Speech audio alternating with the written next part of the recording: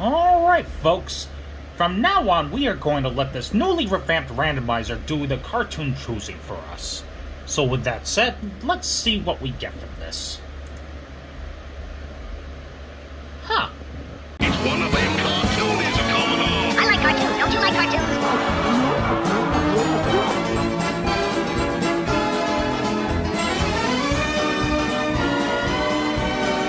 Hiya folks, Dan the Toon Keeper here, and welcome back to another episode of Toon Chess. So for today's video, we are going to be taking a look at a cartoon from a fairly obscure studio.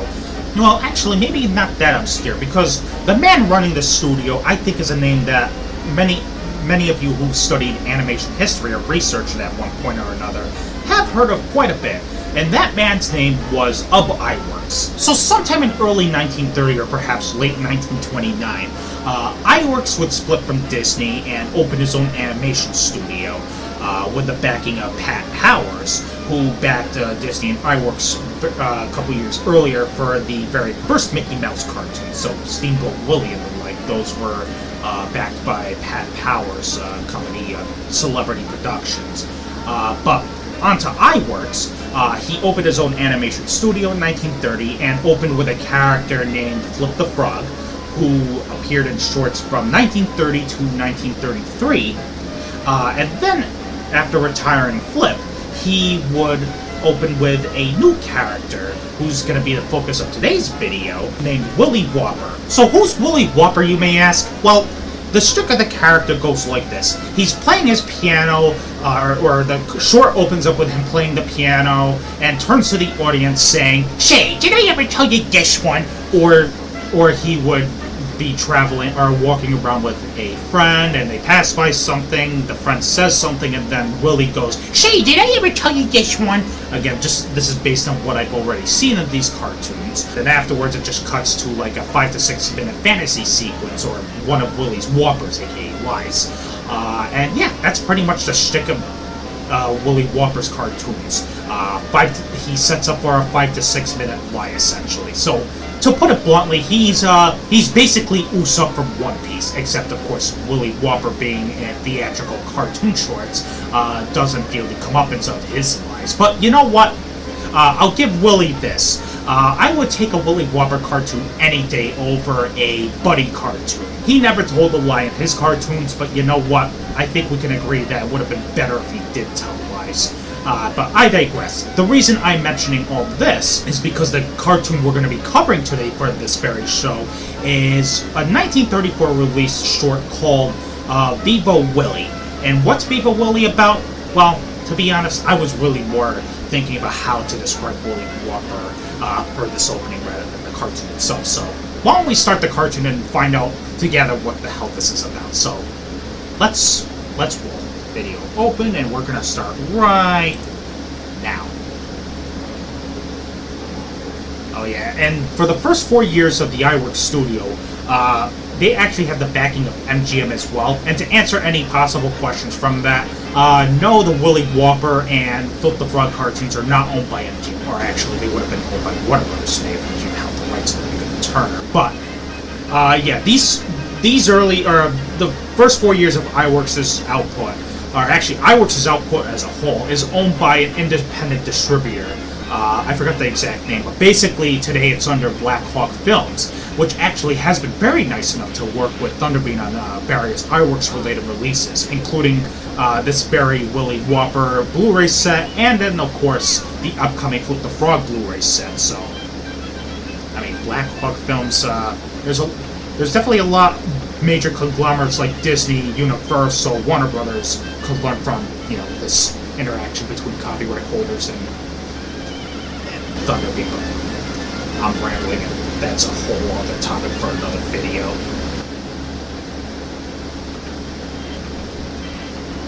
Another thing worth mentioning about Willie Whopper is that his design actually changed drastically after the first 3 or 4 cartoons, I want to say, or maybe I don't remember the exact count, but his character used to be very skinny and had brown hair, or not brown hair, black hair, and then I mean now Willie Whopper is basically a ball.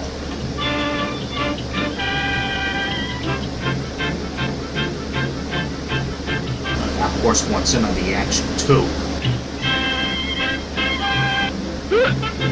You know, I've heard of drunk drivers, but never drunk means of transportation.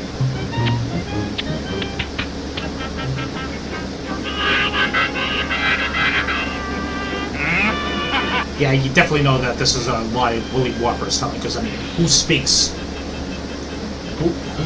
like a musical instrument? And speaking of musical instruments, another tidbit about the Iwerks cartoons, at least the ones up until Power stopped backing the studio in 1936. Carl Stalling, yes, that Carl Stalling of the later Warner Brothers cartoons was actually the main composer for Iwerks' output. Actually, he was the composer for the very early Disney shorts as well, in the late 20s. Ooh! That's a violent bar right there. That's a huge body count we just saw.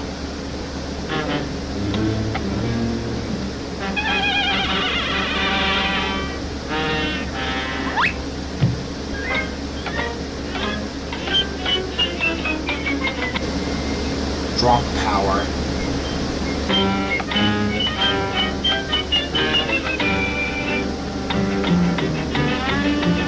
You know, I just realized something. The last Toon Chest short the last short I covered on Toon Chest was a Western themed short, and here we are again. It just clicked in me.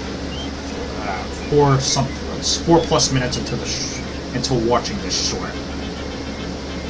See, there you go. No accidents caused by drunk vehicle or drunk means of transportation, and he goes fast.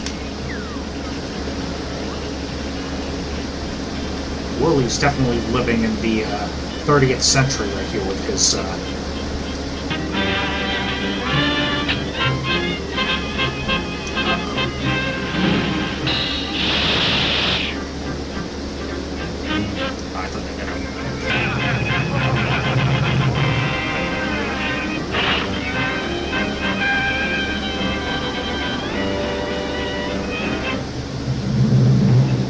You know, it really is too bad that well, not much of these, all of these cartoons of Willie Whopper just lies, because, I mean, if it weren't for that whole framing device that he's just telling us a Whopper, I mean, Willie would have been just one badass of a character.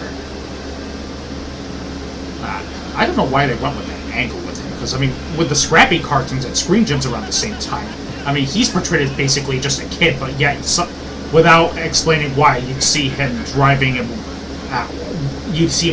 serving beer, or, yeah, something that adults would do. And that's the end. Okay, so that, folks, was Viva Willie. And, so, let me just kind of rephrase what I said before. So, yes, I do prefer Willie Whopper cartoons over, like, most, if not all of them. No, not even most. All of the Buddy cartoons in general. But the reason they just don't stick that well with me is because, like I said before, they're all just fabrications. Like, they're just Willie Whopper. It's just a character on screen just telling us a lie for 5 to 6 minutes. Because we know this didn't happen. It's just some kid telling us a Whopper.